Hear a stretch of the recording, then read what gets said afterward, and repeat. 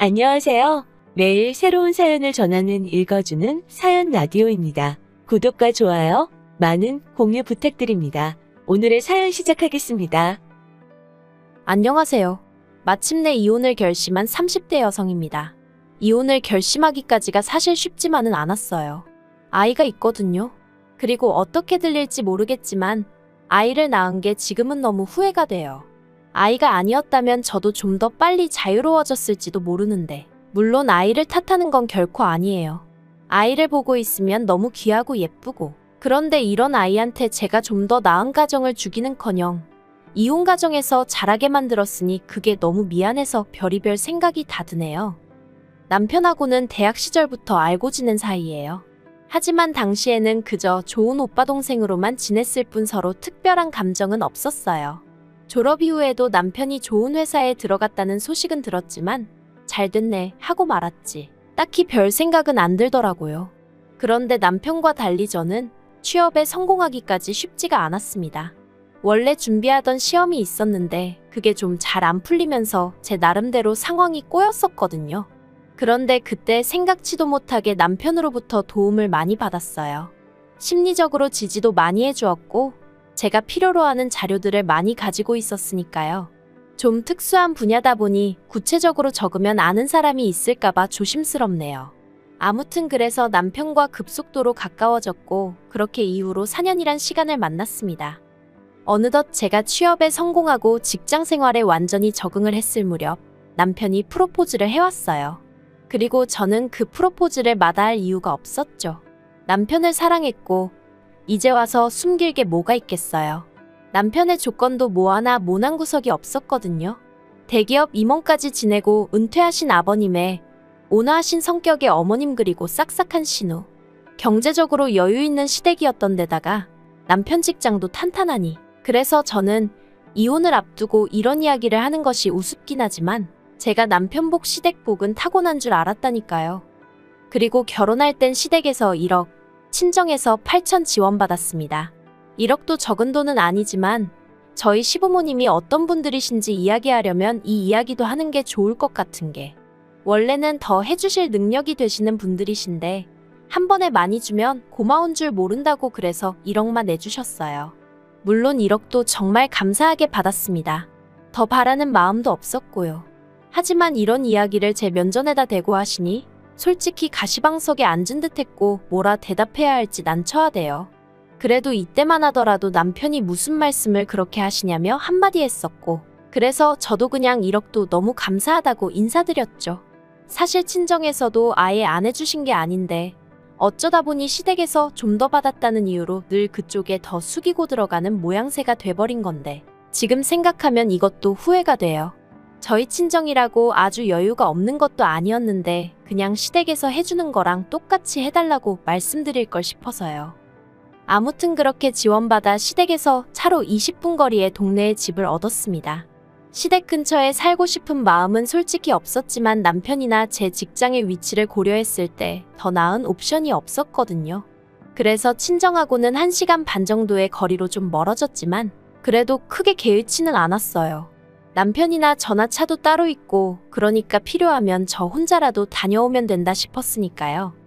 그런데 결혼식을 올리자마자 신혼을 즐길 새도 없이 아이가 생겼고 그와 동시에 시집살이가 시작되면서 잔잔한 호수처럼 원만히 흘러갈 줄 알았던 제 생활에 많은 변화가 생겼습니다. 그리고 특히나 전업이신 어머님과 정년퇴직을 하신 아버님은 시간이 많으시다 보니 걸핏하면 저희 부부와 어울리길 원하셨는데 문제는 제가 점점 배가 불러와 몸이 무거워지고 있는데도 전혀 배려를 해주시지 않으셨다는 거예요. 특히나 제가 임신 34주차일 때 어머님 생신이었습니다. 어머님은 며느리들이고 처음 맞이하는 생일인 만큼 며느리인 저에게 생일상을 받고 싶으시다 대놓고 요구를 하셨지만 사실 그 무렵 저는 골반과 허리 통증 때문에 걷는 것도 힘든 상황이었어요. 그래서 남편에게 부탁해 어머님의 허락을 받아 외식을 하는 쪽으로 얘기가 되었죠. 하지만 생신 당일 그래도 비교적 이름난 중식당에서 모였는데 어머님께서는 나오는 음식마다 트집을 잡느라 바쁘셨습니다. 이것도 맛이 없다 저것도 입에 안 맞는다. 식당 수준이 어떻다느니 인테리어가 싼 티가 난다느니 그러더니 급기야 저더러 너는 얼마나 대단한 애를 가지셨길래 시엠이 생일상 하나도 못 차린다고 엄살을 부리냐며 비아냥대시는 거예요. 그리고 저는 그런 어머님이 야속하고 속상해서 시집오고처럼 큰 소리를 냈습니다. 임신한 며느리한테 생신상 못 받으신 게 그렇게 화가 나시냐고. 어머님 배 아파서 낳은 아들도 가만히 있는데 왜 저한테 그러시냐고요. 그러자 어머님께선 아버님과 남편을 바라보며 제 말하는 거 들었냐고 소리를 지르시더니 급기야 들고 계시던 숟가락을 집어던지셨습니다. 비록 그 숟가락을 저를 향해 던지신 건 아니었지만 어머님의 그 행동 자체가 저에겐 너무 충격이었고 그래서 더는 그 자리에 있어야 할 이유를 모르겠더군요. 그래서 그냥 꾸벅 식사 맛있게들 하시라고 인사만 드리고 식당을 빠져나왔습니다. 그런데 더 서운한 건 남편은 저를 따라 나올 줄 알았어요. 심지어 제가 홀몸도 아니었으니까요. 하지만 제가 택시 2대를 그냥 보냈어도 남편이 저를 따라 나오는 일은 없었고 결국 저는 혼자 택시를 타고 집으로 돌아와야만 했죠. 그런데 이후의 일은 더 가관이었습니다. 남편은 밤 10시가 다 돼서야 집에 왔는데 저를 보곤 기껏한다는 말이 사람은 말 한마디로 원수가 될 수도 있다면서 저더러 어머님 입장도 생각을 좀 해보래요. 어머님 입장에선 며느리들이고 첫 생신이시니 당연히 며느리 생일상이 받고 싶지 않으셨겠냐면서 그래도 어머님이 양보해 주신 덕분에 제가 배려를 받은 상황이었지 않냐고. 그러면 어머님이 설령 조금 듣기 싫은 투로 말씀을 하셔도 그러려니 하고 유연하게 듣고 넘길 줄도 알아야지. 그걸 그렇게 말대꾸를 해버리니 어머님은 기분이 좋으셨겠냐. 전부 다 며느리인 제가 어머님의 체면을 세워드리지 못한 잘못이라면서 저더러 무조건 어머님께 사과를 해야 한다대요.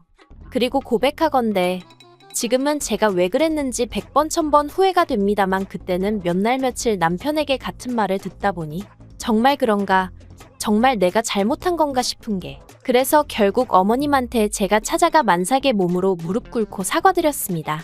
생신상 못 챙겨드린 것도 죄송하고 그렇게 대든 것도 죄송하다고 한 번만 용서해달라고요. 그랬더니 어머님이 저더러 당신이나 되니까 이 정도에서 넘어가는 거라고 다른 집 같으면 이혼을 시킨 애만의 소리가 나오고도 남았을 거라는데 그땐 정말 바보 같았죠. 그리고 그때 이후로 어머님은 소위 당신이 승기를 잡았다고 생각하신 건지 점점 더 저에게 무리한 요구를 해오기 시작하셨습니다. 아이가 태어나고 육아휴직을 시작한 지 얼마 지나지 않았을 때였어요. 어머님께서 하루는 당신 차에 문제가 생겨 수리를 맡겼다며 저에게 차를 좀 빌려달라고 하시더라고요. 그리곤 덧붙이시길 넌 당장 차 쓸 일도 없잖니 하시는데 어머님 말씀대로 전 아이가 워낙 어리다 보니 둘이 어디 나갈 일이 없긴 했어요. 물론 그래도 갑자기 애한테 무슨 일이라도 생기면 제가 바로 움직일 수 있어야 하니까 차가 있어야 되는데 하는 생각은 들었지만요. 그래서 그렇게 이야기를 하니 어머님께선 그러면 그땐 당신이 바로 오면 되지 않겠냐 하시며 거의 반강제로 차를 빌려가셨는데 그리고 얼마 지나지 않아 원래 어머님 차는 결국 폐차시켰다는 소식이 들려오더니 남편이 아무 일도 아니라는 듯 지나가는 말처럼 당신 차는 어머니한테 그냥 편하게 쓰시라 했어 그러는 거예요. 어이가 없었죠. 그래서 어떻게 나한테 묻지도 않고 그럴 수 있냐니까 어머님이 남도 아니고 어머님이 차 사시는 대로 돌려주실 건데 뭘 그러냐는데 황당하고 어이없고 그래서 어머님이 차를 언제 사시냐니까 어머님이 알아서 때가 되면 사시겠지 그러는 거예요. 그리고 그때부턴 정말 남편이란 인간이 내 편이 아니구나 싶은 게 실망스럽기도 하고 결혼 생활에 회의감을 느끼기 시작했네요. 게다가 집에서 제가 아이랑 둘이서만 있다 보니 어머님과 아버님은 소위 육아를 도와주시겠다는 이유로 툭하면 저희 집에 오셨습니다. 거의 일주일에 3-4번은 오셨다고 보면 돼요. 미리 연락을 주고 오시는 것도 아니고 무슨 기습 공격하듯이 오셨죠. 그리고 이런 말을 하면 어떻게 들릴지 모르겠지만 그렇게 뻔질나게 오시면서 한 번을 며느리 먹으라고 과자 한 봉지 사다 주신 적이 없어요. 제가 정말 과자가 먹고 싶어서 이런 이야기를 하는 게 아니라 저희가 시댁에 갈 땐 어쩌다 한번 빈손으로 가기라도 하면 노발대발 정말 크게 화를 내셨거든요. 결혼하고 독립해서 따로 살면 엄연히남인데 이렇게 빈손으로 오는 거 실례라고. 심지어 저에게 도대체 그런 예절도 안 배우고 뭐 했냐, 가방끈만 길다고 되는 게 아니다 뭐 그런 식으로 말씀하신 적도 있거든요. 그리고 말이 나왔으니 말이지만 일단 시댁에 도착하면 그때부터 남편은 떡하니 거실에서 TV나 보는 반면 저는 부엌을 떠날 수가 없었습니다. 특히나 가족들이 식사를 다 마친 후에는 저만 혼자 남아 설거지까지 해야 했는데 처음엔 별 생각 없이 하다가 어느 날 문득 갑자기 너무 짜증이 나는 거예요.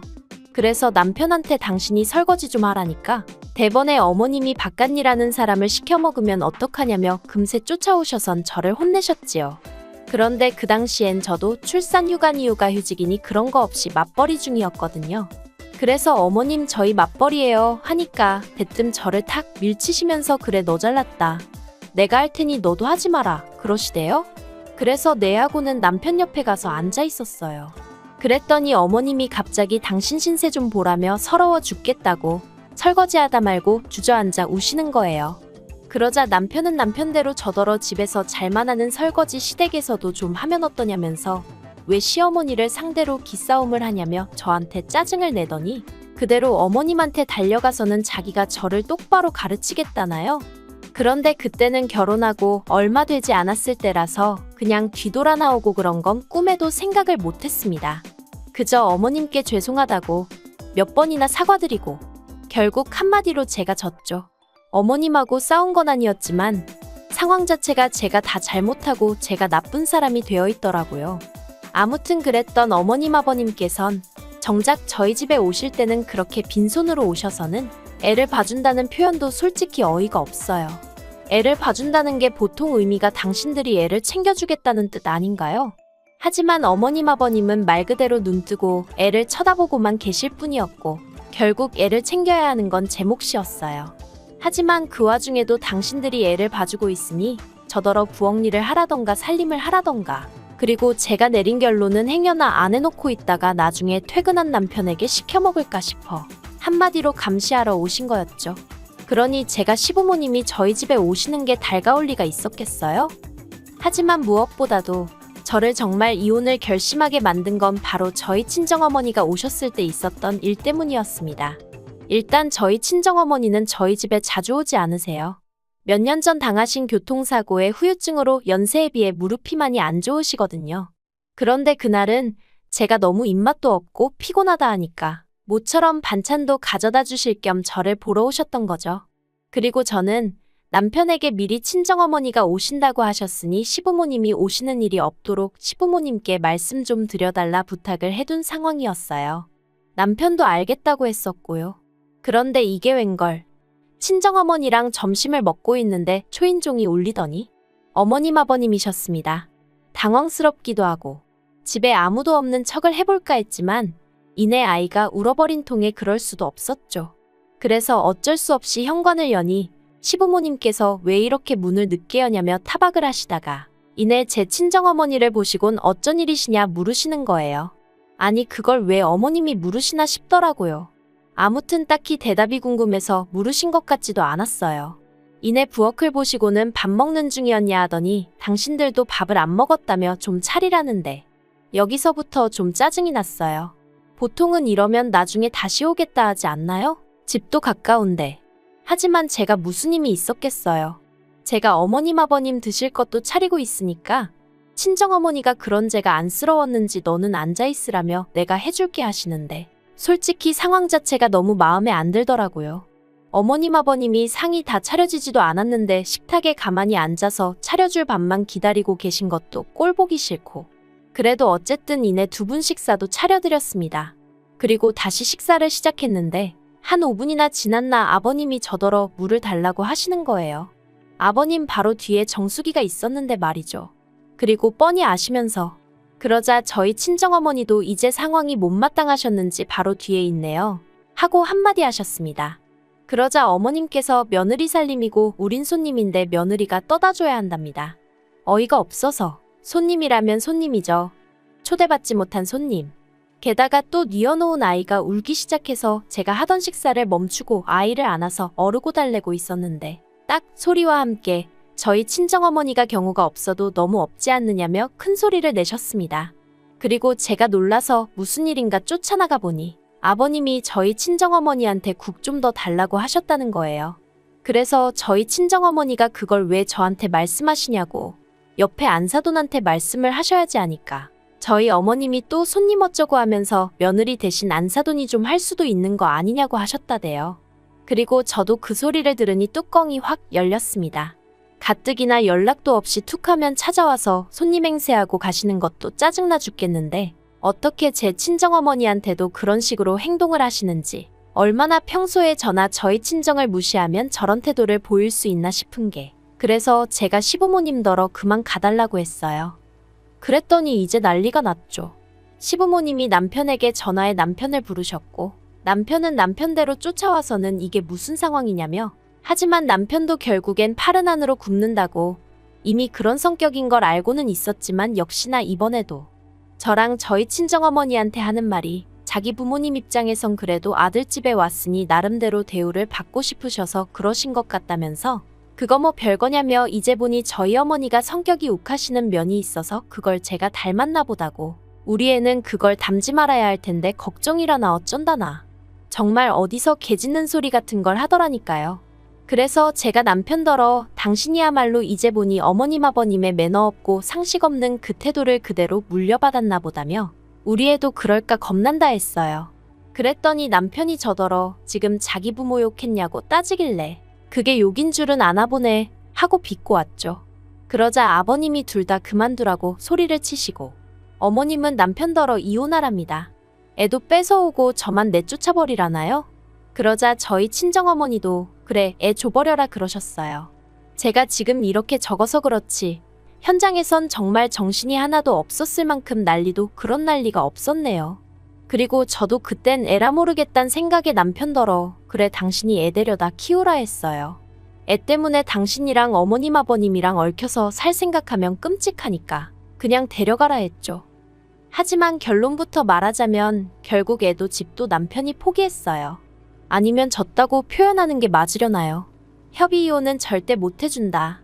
저한테서 모든 걸 뺏을 거다 어쩔 거다 하더니 뭐 결국 아파트 저한테 주고 대신 애도 제가 키웠으면 좋겠다대요. 그리고 듣자 하니 어이가 없었던 게 그래도 제가 신우하고는 비교적 원만한 사이를 유지하고 있었어요. 신우가 자기 부모, 그러니까 저희 시부모님하고 사이가 정말 안 좋았거든요. 신우 말로는 남편하고 차별을 많이 받으며 자랐다나요? 아무튼 그런 상황이었는데 어머님이 신우더러 저희 애를 키워주라고 하셨답니다. 신우는 그런 어머님더러 미칠 거면 곱게 미치시라고 했다대요. 아무튼 그래서 그 집에 또 한 번 폭풍우가 몰아쳤고, 남편도 시부모도 결국 애를 책임 못 진다고 하길래 그럼 내가 키울 테니 아파트랑 애랑 같이 달라 대신 양육비는 필요 없다 한 거죠. 신우는 저더러 끝까지 해서 뭐라도 하나 더 받아내라고 했는데 정말 하루도 더는 얽혀있고 싶지 않아서 그 선에서 마무리했습니다. 솔직히 다른 여자들도 이 정도 시집살이는 겪는다고 누군가는 쉽게 말할지도 모르겠어요. 하지만 저는 어쨌든 저만이 아니라 저희 친정어머니까지 무시를 당하는 걸 지켜보고만 있을 수는 없었습니다. 저 때문에 아이가 아빠 없이 자라게 되지 않았냐는 비난에도 저는 당당합니다. 저희 애만큼이나 저를 세상에 있게 해준 저희 친정어머니가 저에겐 둘도 없이 소중한 존재니까요. 그러니 그저 저희 애가 언젠가 자라서 제가 이런 결정을 내릴 수밖에 없었다는 걸 이해해 주길 바랄 뿐이에요. 긴 이야기 들어주셔서 감사합니다. 오늘의 사연은 여기까지입니다. 구독과 좋아요, 알람 설정해주시면 앞으로 더 좋은 사연으로 찾아오겠습니다. 감사합니다. 감사합니다. 감사합니다. 안녕하세요. 매일 새로운 사연을 전하는 읽어주는 사연 라디오입니다. 구독과 좋아요, 많은 공유 부탁드립니다. 오늘의 사연 시작하겠습니다. 안녕하세요. 시동생 시집살이로 스트레스가 이만저만이 아닌 30대 여성입니다. 이제 막말로 이판사판이다 싶으니 까놓고 얘기해 볼게요. 처음 남편과 만나게 된 건 친한 언니를 통해서였어요. 당시 저는 막 사회생활을 시작한 차였고, 남편은 저와는 같은 업계지만 다른 회사를 다니는 직장인이었죠.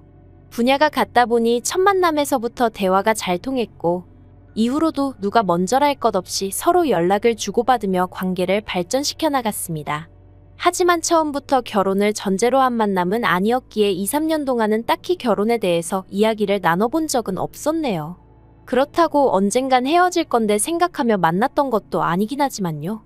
한편 그러나 중에 아버님이 교통사고를 당하시면서 3개월 동안 병원 신세를 지셨거든요. 그리고 그때 남편이 아무래도 여러 가지로 생각이 많아졌던 모양이에요. 모르긴 몰라도 자기가 장남이기도 하고 그러니 시부모님께 결혼해서 애 낳고 잘 사는 모습을 보여드리고 싶었던 건 아니었나 싶기도 하고요. 아무튼 그때를 기점으로 남편이 적극적으로 결혼 이야기를 꺼내기 시작했고 한 명이 적극적으로 나오니까 이후로는 일이 착착 진행이 되대요. 하지만 상견례 자리에서 정말 꿈에도 생각 못한 이야기를 듣게 되었습니다. 처음에 남편과의 결혼을 허락받기 위해 시댁에 인사를 드리러 갔을 때도 그런 말씀은 전혀 없으셨는데 갑자기 저희가 결혼을 하더라도 당신들은 한 푼도 보태주실 수 없다고 하셨거든요. 친정부모님도 저도 몹시 당황스러웠죠. 그런데 더 당황스러웠던 건 심지어 남편도 처음 듣는다는 얼굴로 아버님 어머님을 바라보더라는 거예요. 하지만 두 분 다 태연하게 아들둘 키우느라 버는 족족이 써버려서 모아둔 돈도 없고 능력도 없다며 저희 친정부모님더러 그래도 둘이 좋아 죽고 못 산다니 결혼을 안 시킬 순 없지 않느냐 하시는데 시부모님의 뻔뻔한 태도에 정말 어이가 없었죠. 그래서 제가 친정부모님더러 그냥 집에 가자고 했어요. 남편에게는 시부모님하고 이게 어떻게 된 일인지 얘기를 잘 해보라 했고요.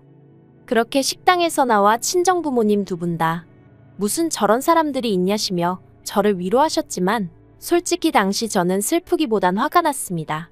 도대체 저랑 저희 부모님을 어떻게 보고 저런 식으로 말씀을 하시는 건지 어이가 없었죠. 정말 열불이 나서 손발이 부들거리고 가슴이 벌렁거리더라니까요. 그런데 그때 뒤에서 남편이 다급하게 제 이름을 부르며 쫓아왔어요. 그러자 친정부모님이 일단 그래도 얘기는 해보라며 자리를 비켜주셨고 그렇게 저랑 남편이 대화를 나누게 되었습니다. 그리고 남편은 하늘에 맹세코 자기 부모님이 저렇게 나오실 줄 몰랐다면서 자기도 너무 황당하고 매우 실망했다고 이참에 부모님과 단판을 지을 거라나요. 그리고는 정말 염치가 없지만 그래도 자기한테 한 번 기회를 줄 수 없겠냐고 묻는 거예요. 시부모님과는 별개로 자기 한 사람만 봐줄 수는 없겠냐면서 자기가 평생 저한테 잘하고 살겠다고요. 하지만 그땐 솔직히 이성적인 판단이 불가능했어요. 아무리 남편이 좋은 사람이라지만 시부모님하고 막말로 평생 안 보고 살 수 있는 것도 아닌데 떼어놓고 생각을 한다는 게 쉽진 않았죠. 그리고 결혼은 어쨌든 현실이라는 주변의 얘기처럼 도움을 받기는커녕 이러다 도움을 드리며 살아야 하는 건 아닐지 걱정도 되었고요. 아무튼 제가 이렇게 추려쓰곤 있지만 둘이서 3시간 넘게 대화를 주고받았고 결국엔 남편을 한번 믿어보기로 했어요. 그래도 남편이 말하길 자기가 모아둔 돈이 1억 가까이 있다고 했고 자기 나름대로 인생 계획이 있다면서 제 앞에서 읊어대는데 생각이 깊다는 것도 느껴졌고 그리고 연애하는 동안 지켜본 바로는 남편이 자기가 한 번 뱉은 말엔 책임을 질 줄 아는 사람이었거든요. 그래서 결국 제 마음을 따라가기로 한 거죠. 하지만 제 이런 결정을 친정부모님께 알리니 친정부모님은 영 탐탁치 않아 하시는 눈치셨어요. 남편과 이야기를 해보라는 건 잘 달래서 정리를 하라는 뜻이었다 하시며 곤혹스러워 하셨지요. 그리고 어려서부터 제가 내린 결정은 웬만하면 존중하고 믿어주시던 분들이셨지만 그때만큼은 저를 완곡히 말리시더라고요. 그래도 전 제 나름대로의 확신이 있었기에 고집을 꺾지 않았고 결국 부모님이 다시 한번 저를 믿어주시면서 그렇게 저는 남편과 부부의 연을 맺게 되었습니다. 가진 게 없으니 배째라는 시부모님을 뒤로하고 친정부모님이 집을 해주셨고 남편이 모아둔 돈으로 결혼식을 치르고 혼수를 채웠어요. 그리고 나니 돈이 좀 남아 이걸론 차를 살까 말까 하니까 친정아버지가 1,000만 원 주시면서 남편 차 사는데 보태라고 하셨죠. 예물 예단을 양쪽에서 다 생략하느라 저도 달리 받은 건 없었지만 남편한테 따로 해준 것도 없었거든요. 그러니 친정아버지께서 그게 내심 마음에 걸리셨던 모양이에요. 아무튼 남편이 저희 친정부모님이 그렇게까지 마음을 써주실 줄 몰랐다며 무척 감사해했어요. 어떻게 표현해야 하나 싶은데 전 제 결혼 생활이 이 정도면 충분히 이상적이라고 생각했고 그래서 이제 저희 결혼 생활에는 소위 꽃길만 있을 줄 알았어요. 그런데 생각지도 못한 곳에 지뢰밭이 있었으니 바로 남편의 하나뿐인 형제, 시동생이 문제였네요. 사실 시동생이 처음부터 눈에 까시긴 했어요. 나이는 남편보다 2살 어리고 저랑은 동갑이었는데 엄연히 따지면 제가 손이잖아요. 그런데 지가 모나 되는 거 마냥 어찌나 나서는지 꼴같잖더라고요. 처음에 시댁에 인사를 드리러 갔을 때도 어머님 아버님이 뭐라 말씀도 하시기 전에 저희 집 종교가 뭔지 제사는 지내는지 그런 걸 묻더니 자기네는 사촌들하고도 사이가 다 좋아서 가족 간의 화합이 중요하다 어쩌다 하는데 전 속으로 너나 잘하세요 그러고 있었네요. 그러면서 1년에 제사가 5번 있는데 절대로 빠지면 안 된다는 둥, 그리고 미리 말해두는데 제사 음식은 정성이 들어가야 한다는 둥.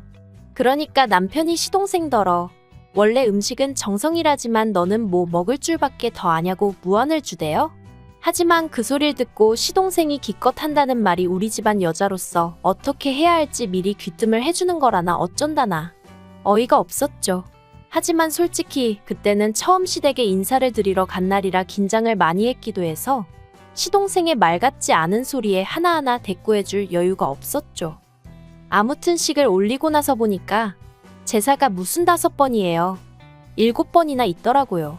그런데 문제는 이 제사를 지내기 위해서는 여자들끼리 1차로 시댁에 모여서 음식을 하고 느지막이 남자들이 오면 그제서야 다 같이 시골로 이동을 하는 굉장히 비효율적인 방식이었어요. 게다가 거의 이틀에 가까운 시간을 할애해야 했는데 저는 남편과 마찬가지로 회사를 다니고 있었으니 도무지 그럴 만한 시간이 없었죠. 그래서 남편에게 내가 꼭 가야 하냐니까 안 가도 된답니다. 본가에는 자기가 얘기할 테니 걱정하지 말라면서 말이죠. 그래서 명절의 제사에는 참석하지 않았어요. 대신 어머님 계좌로 제사가 있을 때마다 30만 원씩 보내드렸습니다. 충분했을지 어땠을진 모르지만 제 나름대로 죄송한 마음을 담아 보낸 거였죠. 그리고 다행히 어머님도 그에 대해서 별 말씀 없으셨고요. 하지만 황당하게도 시동생이 또 나서더라고요. 그날도 저는 회사에 있었는데 시동생 번호로 전화가 걸려오길래 이걸 받아마라 하다가 그래도 혹시 어머님 아버님한테 무슨 일이라도 생겨서 한 전화일지도 모른다는 생각에 그냥 받았더니만 대뜸 형수 또 안 와? 이러는 겁니다. 어이가 없어서 형수가 아니고 형수님이라고 불러주세요 했더니 지금 그런 것 따지자고 전화한 게 아니래요. 그래놓고는 기껏 한다 소리가 홍씨 집안 맏며느리 자리에 들어와서는 매번 시어머니 혼자 음식을 하게 하냐면서 저더러 시어머니를 무시하는 거냐고 친척들 사이에서 어머님 체면이 뭐가 되겠냐입니다. 그래서 제가 그런 걸로 어머님을 무시하는 분이 계시다면 그분이 이상하신 거 아니냐고 받아쳤어요. 그랬더니 잠깐 말이 없더니 저더러 시댁 어른들 욕하는 거냐고 큰 소리를 내대요. 하지만 저도 시동생을 한두 번 겪는 것도 아니고 들은 채만 채하곤 아무튼 제가 바쁜 게 아니라 남편이 바쁘니까 못 가는 거라고 했어요. 만약에 누가 제사에 오니 안 오니 따지면 남편이 무조건 자기가 바빠서 못 간다고 하라고 했거든요. 근데 제 얘기를 듣더니 시동생이 한다는 소리가 그러면 형수만 와서 음식하고 가 그러는데 어이가 없어서 그렇게 어머님이 안타까우면 기훈씨가 도와드려요 해버렸습니다. 참고로 원래는 저도 도련님하고 불러줬는데 말끝마다 형수 해대니까 짜증나서 저도 그냥 이름 부른 거예요. 아무튼 이후에도 시동생하곤 여러 차례 부딪혔고 그때마다 저도 받아친다고 받아쳤지만 그렇다고 스트레스를 안 받은 건 아니었죠. 그러다 2달 전이었어요. 어머님하고 통화를 하는데 지나가는 말처럼 얘기하시길 시댁 부엌에 자꾸 누수가 생겨서 이참에 리모델링을 할까 하신다더라고요. 그래서 그냥 그러시냐 하고 말았네요. 솔직히 어머님이 당신 집 리모델링 하신다는데 제가 딱히 할 말이 마땅치 않기도 했고요. 그런데 그 이야기가 있고 며칠 뒤에 아버님 생신이어서 시댁에 내려갔습니다. 말이 나왔으니 말인데 여기에 관해서도 할 말이 있는 게 원래는 시댁에 5시까지 내려가기로 되어 있었거든요. 시댁에는 차를 가진 사람이 없으니 저희가 시댁으로 먼저 가 시부모님과 시동생을 태우고 식당으로 이동할 생각으로요. 그런데 약속 이틀 전 시동생이 문자로 저한테 5시까지 오란다고 딱 5시까지 오지 말고 오전에 내려와서 미역국이라도 좀 끓이는 게 어떻겠냐대요. 어처구니가 없어서 그 문자 그대로 남편한테 보냈어요. 그리고 시동생한테는 아버님 생신인데 직접 끓이지 그러냐고 답장을 했죠. 그리고 이유는 뭐 말해 뭐 하겠어요. 남편도 시동생한테 전화로 욕을 퍼부었던 모양이에요. 니나 똑바로 하지 싸가지 없게 왜 형수한테 이래라 저래라 하느냐고요. 그리고는 한 번만 더 이따위로 굴면 가만 안 둔다고 했다는데 솔직히 남편이 시동생한테 그렇게 얘기를 한 게 처음이 아니었거든요. 그래서 이번에도 그냥 하는 소린 줄 알았네요. 아무튼 원래 계획대로 약속 당일 시댁에 도착하여 식당으로 이동을 했어요. 그리고 저희 아버님이 평소에도 식사하시면서 반주하시는 걸 좋아하시는데 그날은 당신 생일이었으니 더 기분이 좋으셨던 모양입니다. 아들들한테도 계속해서 술을 권하셨거든요. 그런데 저희 남편은 운전을 해야 한다며 술을 입에 대지 않았고 그래서 남편 대신 제가 조금 마셨어요. 그리고 어느덧 분위기가 무르익을 때쯤 어머님이 다시 리모델링 얘기를 꺼내시는 겁니다. 원래는 부엌만 하려고 했는데 인테리어 사무실에 가보니까 어차피 부엌만 해도 집이 엉망이 되는 건 똑같다면서 이참에 싹 다 고치고 새집같이 해놓고 살면 얼마나 좋겠냐 하더래요. 그래서 어머님도 따져보고 생각도 해보니까 또 이렇게 마음먹었을 때 하는 거지 싶으시더라며. 그러니까 결론은 집 내부를 전부 수리하셔야겠다고요. 그런데 저는 솔직히 그게 꼭 필요한가 싶었어요. 제가 알기로는 지은 지 8년인가 밖에 안 된 아파트라서 다 때려부실 필요는 없을 것 같았거든요. 하지만 말씀하시는 내내 어머님 표정이 상기되어 있었고 다른 사람들도 가만히 있는데 제가 따지고 들기가 좀 그렇잖아요. 그래서 그냥 잘 결정하셨다고만 했네요. 그런데 갑자기 어머님만 색이 확 어두워지면서 문제는 돈이랍니다. 인테리어 업자가 3천만 원을 부르더라는 거예요. 솔직히 저도 리모델링 그게 돈이 한두 푼 드는 게 아닐 텐데 하는 생각을 아닌 게 아니라 했었거든요. 하지만 통화하실 때 돈이 있고 없고 그런 말씀은 안 하셨으니 저도 크게 신경 쓰진 않았죠. 그런데 알고 보니 돈도 없으신 상황에서 계획만 세워두신 거였더라고요. 그리고 그때 시동생이 저희 부부더러 얼마나 보탤 거냐고 묻는 거예요. 무슨 귀신 씨나라 까먹는 소린가 싶어서 제가 시동생을 쳐다봤어요. 남편도 대번에 돈이 어딨냐며 정색을 했고요. 그러니까 이번엔 아버님이 너네가 결혼한 지가 얼만데 아직도 돈을 못 모았냐면서 살림을 어떻게 하는 거냐고 언성을 높이시는 거예요. 주변에 사람들도 많은데 민망하고 억울하고 짜증도 나고. 하지만 아버님은 계속해서 어떻게 돈을 하나도 못 모았냐며 그러지 말고 반만 보태라시는데 반이라고 해도 1,500이잖아요. 황당하다 못해 어이가 없어서 웃기더라니까요. 그래서 없다고 했어요. 남편도 저도 둘 다 그렇게 큰 돈은 없다고요. 그리고 그날 결국 분위기가 엉망이 돼서 집에 왔어요.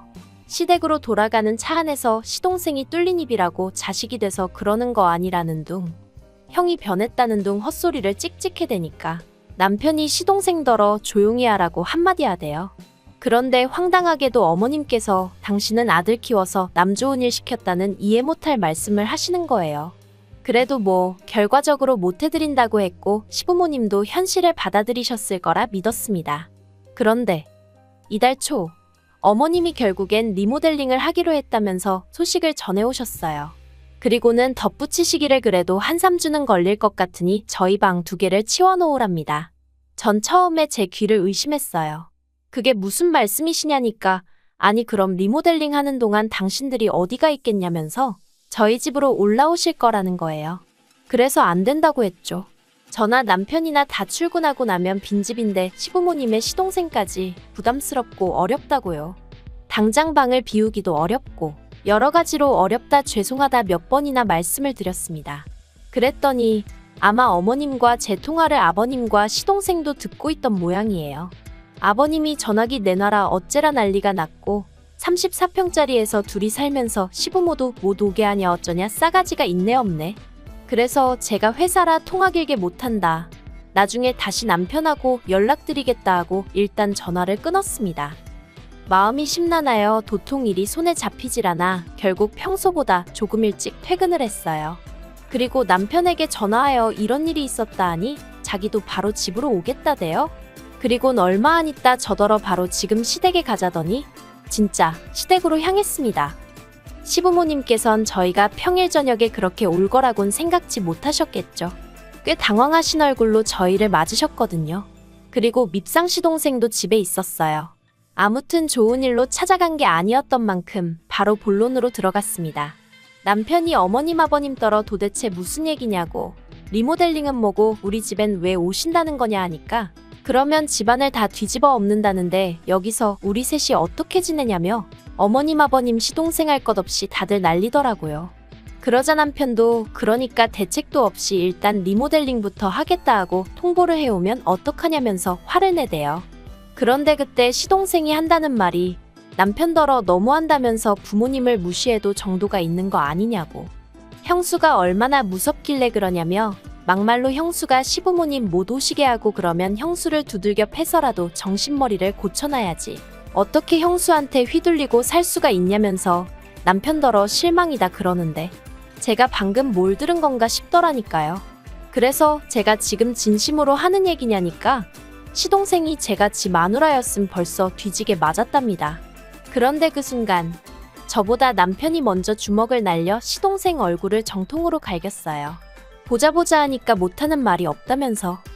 남편한테 한 대 맞고 나가떨어진 시동생은 쌍코피가 났고 어머님 아버님은 형이 돼서는 동생을 이렇게 패냐고 고함을 치셨습니다. 그리고는 어머님은 대뜸 해준 거 없다고 시부모 괄시하는 거 알면서도 당신이 아무 말 안 했지만 저 때문에 형제간이 이렇게 된 건 못 참는다며 저더러 남편하고 이혼하랍니다.